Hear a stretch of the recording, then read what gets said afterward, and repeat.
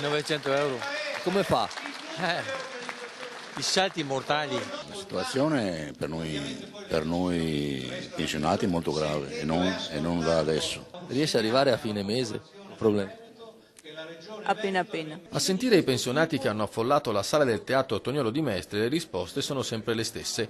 Andare avanti con l'inflazione che erode il potere di acquisto e l'introduzione di nuove tasse e imposte è difficilissimo quando non impossibile. Per i non autosufficienti poi la situazione è oltre il livello di guardia. Il 18 dicembre del 2009 il Consiglio regionale del Veneto licenziò la legge 30, denominata Disposizioni per l'istituzione del Fondo regionale per la non autosufficienza e per la sua disciplina.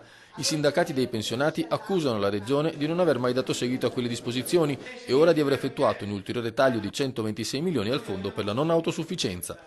Gli anziani aumentano, con l'aumento dell'età c'è tutto un problema che riguarda l'aumento delle malattie cronico-degenerative e quindi ci sarà un aumento esponenziale anche degli anziani non autosufficienti. Il 70% dei pensionati del Veneto ha una pensione inferiore ai 1.000 euro, cifra che per il 40% scende sotto i 600 euro. In questa situazione è impensabile che la Regione continui a tagliare i fondi per questo fondamentale capitolo di spesa. Significa minore assistenza, sia sanitaria sia sociale, e che vuol dire che nonostante l'impoverimento delle famiglie viene meno anche quei servizi essenziali per le persone disabili sostanzialmente.